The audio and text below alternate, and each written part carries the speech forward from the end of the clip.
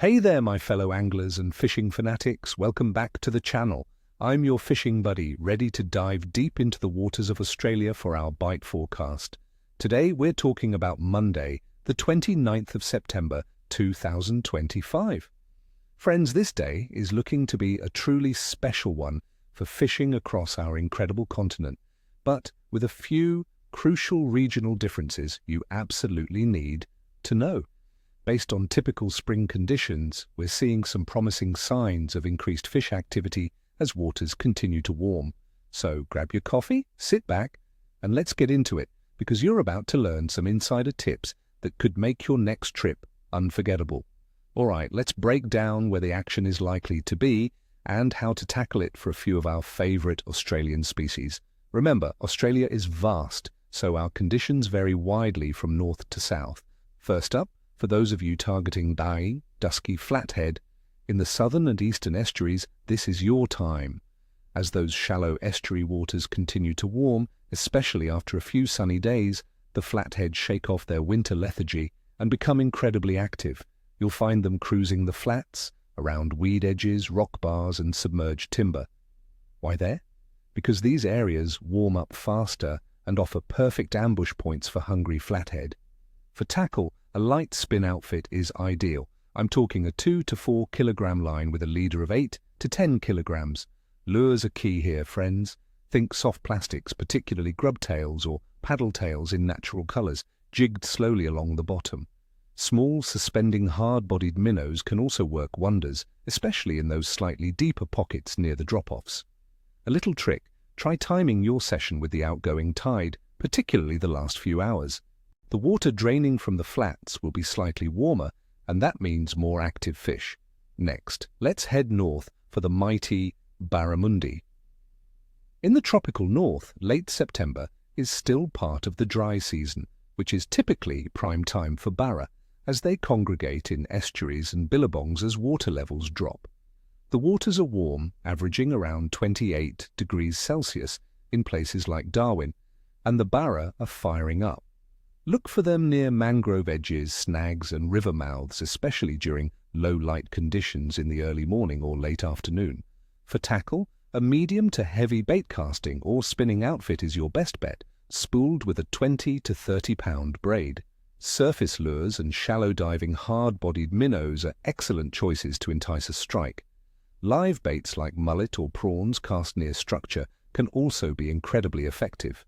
Remember, the key is to mimic their natural prey in these warming, active waters. Down on the east and southern coasts, our beloved beats, bream and whiting are becoming very active, feeding hard after the cooler months. You'll find them in sandy flats, around weed beds, and along the edges of oyster leases in estuaries. They're looking for an easy meal as their metabolism picks up with the rising water temperatures. For bream, light gear is essential, a 2 to 3 kilogram spin rod with a fluorocarbon leader. Small crabs, yabbies, or even fresh prawns on a small running sinker rig are deadly. For whiting, beachworms are almost unbeatable, fished on light monofilament line with a small ball sinker. Target the gutters and surf zones for whiting, or shallow estuary flats for both species. Try small shrimp and crab patterns if you're into fly fishing in these shallow estuary flats.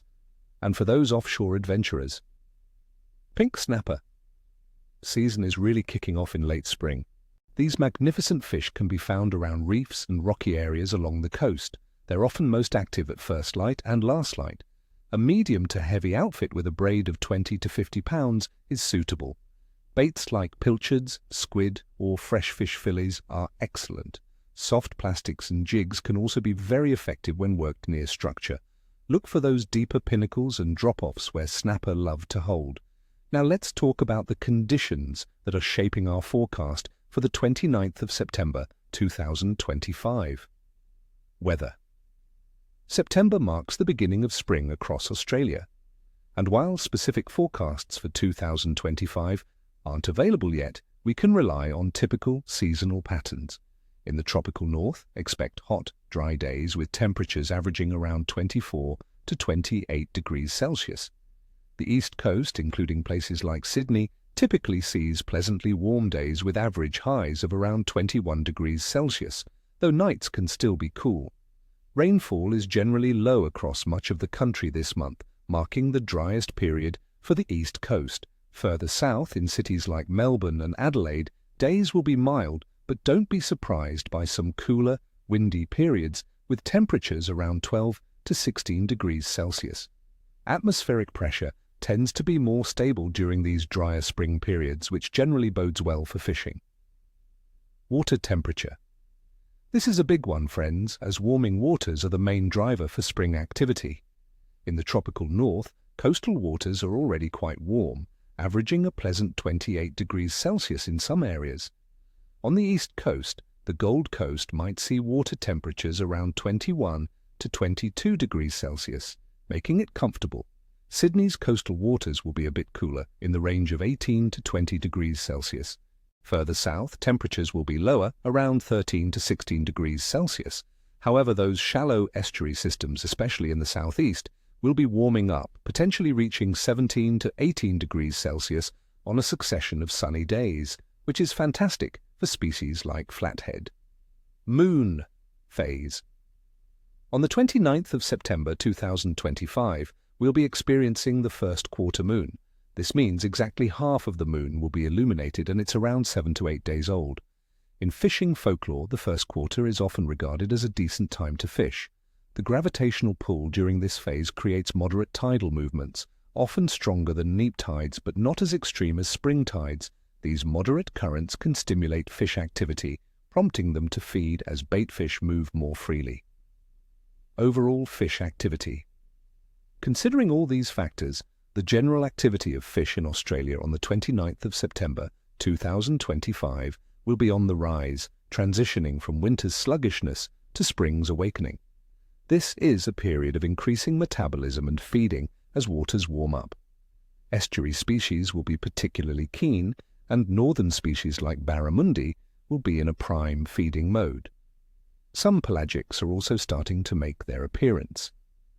My clear assessment for the 29th of September 2025 is a good to excellent bite, especially in the estuaries and northern waters, but a medium to capricious bite in some southern offshore areas where water temperatures are still on the cooler side. The good conditions are driven by stable weather patterns, increasing water temperatures, and moderate tidal movement from the first quarter moon, which collectively encourage fish to feed actively after the colder months. However, in the very south, cooler coastal ocean temperatures might still make some species a bit finicky. So there you have it, legends. Get out there and make the most of this promising spring day.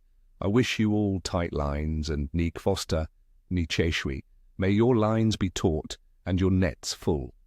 Don't forget to hit that like button if you found this forecast helpful, and subscribe for more fishing adventures and tips.